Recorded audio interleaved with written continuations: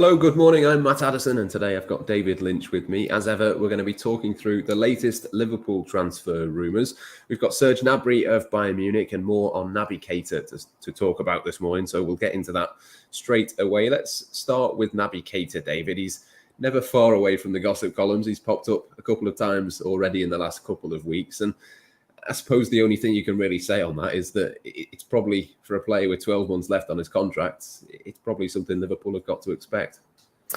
Yeah, there'll be talk of interest or contracts, or that is going to happen. I suppose it's always been a bit of a weird one with Naby, hasn't it? Really, in terms of up until last season, really is Liverpool career been a real struggle with injuries and form, and the two things have been closely linked, really, I suppose, and so he's really found it hard to make a major impact. But I thought, last season, having he's put those availability issues sort of behind him a little bit, and probably had his best season on the pitch for that exact reason. And you can understand now why there's talk of him getting a new contract and that Liverpool want to keep him. Whether that there's a risk attached to that, whether his injuries recur or not, we don't know, and that is the judgment call Liverpool have to make, because you don't want to get yourself in a position where you're completely overhauling your squad all the time and you letting players go, because they're already losing quite a few bodies this summer, and so having someone who knows the system and knows what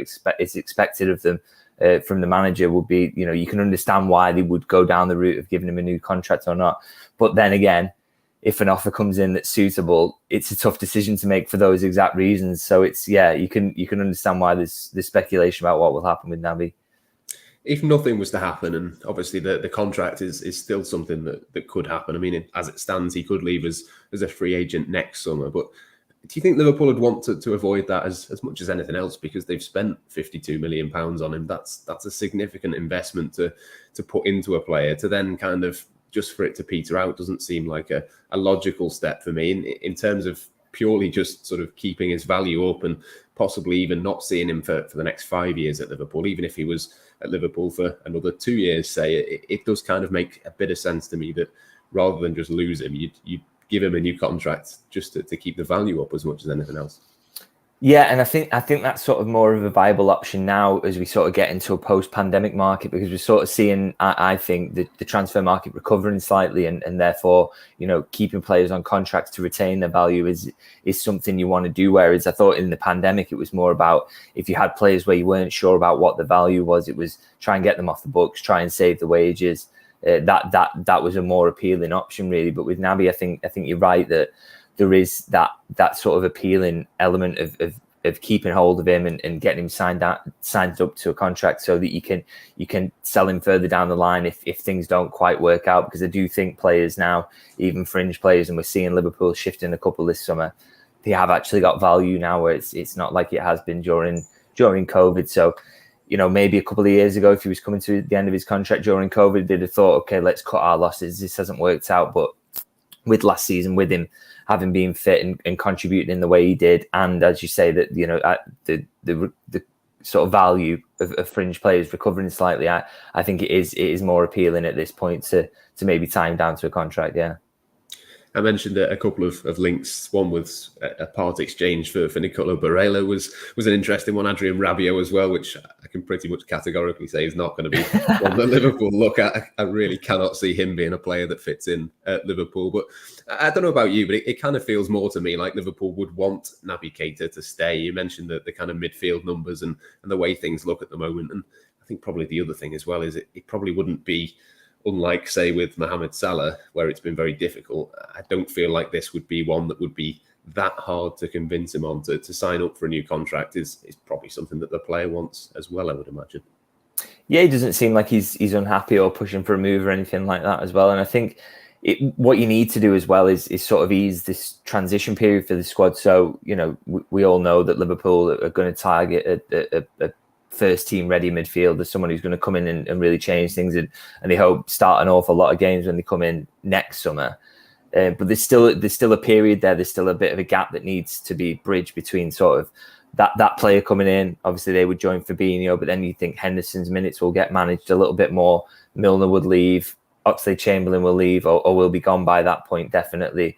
And there's still a bit of a gap then from your first team midfielders. So the likes of Naby and Fabinho, but then also, Harvey Elliott, Carvalho, that age gap is a little bit wide. So to have someone who sort of sits in the middle there who can sort of bridge that in Naby is a valuable squad player. That sort of makes sense as the squad transitions, really. So yeah, I think in ideal circumstances they'd probably say that they would keep him around. Yeah. Yeah, absolutely. Elsewhere then, Serge Gnabry at Bayern Munich. Not the first time that he's been linked with Liverpool. It's 64 goals, 40 assists in 171 games for the Bundesliga champion. So it's a decent record from him. He is a player that I like. Is he one that you kind of think makes a little bit of sense almost with him? Yeah, I can understand why there's talk. I think, playing in an elite level team, and he's coming to the end of his contract, so there's a lot of speculation around him. And obviously Liverpool seem a good fit, particularly as they've just lost Sadio Mane this summer. You could see, a winger for a winger would sort of make sense. I think there's maybe a question mark over whether he's sort of top level for me. I'm not fully convinced that there's a lot of players who've struggled to make that step up from the Bundesliga, and I don't know whether Gnabry would be one who would maybe struggle with that a little bit. And I also think wages would be an issue for Liverpool. I think if he's not quite happy with what he's earning at Bayern, then I think he's going to really, really be unhappy with what he get at Liverpool, to be honest, because I don't think they'd smash their wage structure for him. So, I can understand why the links are coming about, but I'm not sure that's one Liverpool are necessarily going to pursue, to be honest. We talked a lot about the midfield numbers yesterday, obviously, on the Blood Red podcast, and whether there was kind of enough bodies in that area. We didn't really touch on the attack, but obviously Divock Origi's moved on, Takumi Minamino has moved on as well. So I think there is a bit of a question mark in that area as well for me, to be honest. I'm not suggesting that Serge Gnabry would come in and replace Divock Origi, but there is maybe a bit of a conversation to have around that as well. I mean, what are your thoughts in terms of the attack and the way Liverpool are going into next season? Yeah, they're losing quite a lot of minutes and quite a lot of goal contributions as well. You're right to point that out, really. I think Takumi Minamino and Origi going is, two players who were major architects of sort of the domestic cup wins. So, Liverpool are going to really miss that. So I think their big question is whether, can Fabio Carvalho come in and take quite a lot of those minutes? Can he contribute at a high level? That's a big test. I'm not so sure about that yet. That's hopefully so. And can maybe Harvey Elliott pick up some of those minutes as well?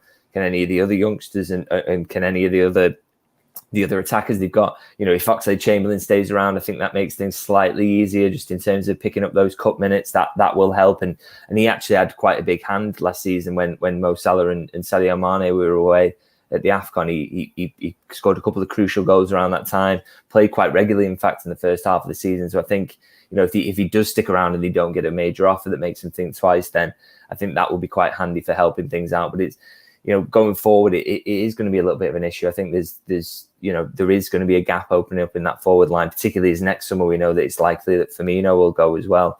Maybe they just think they can kick the can down the road slightly with that one, and those minutes can be spread around what they've already got. And Fabio Carvalho is a new signing, of course, and then and obviously Nunez coming in, and then make another big sort of forward signing further down the line. Hopefully Mo Salah will still be there as well. Yeah, I suppose in terms of Gnabry specifically as well, then again, he's another one that's out of contract next summer. So again, it probably would make more sense.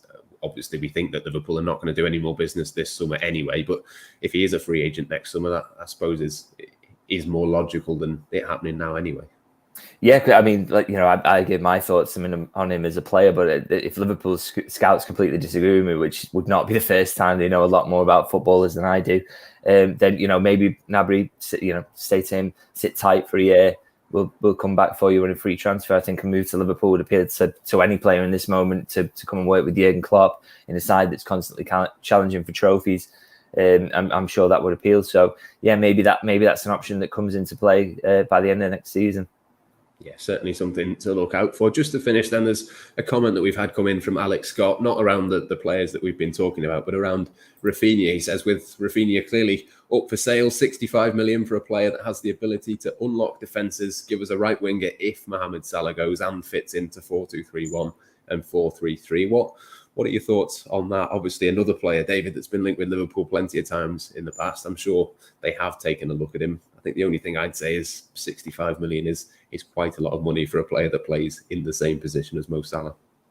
Yeah, and to be honest, I think they'd be happy to pay that if they thought the player was of that level, though. But my sense is from conversations I've had is that they don't think he is game changer level of forward that is worthy of this Liverpool team. To be honest, I think he's what is he 25, so he's in a good age to sort of make that step up. That I think would be ideal in that sense, but you look at his goal tally, it's not incredible, and he does take penalties to sort of slightly boost that. And I just don't think that Liverpool think, it was said to me, in fact, a couple of weeks ago that a deal like that they think would have been relatively easy to complete, but they just don't think it would be worth it in terms of what that would do for the team. Whether, even with the Salah situation, to bring in someone who could step into his shoes if he does leave next season, they don't think that Raphinha is of that level. And I think he's a very, very good player. It looks like he's going to probably join a team that'll be in the Champions League or thereabouts.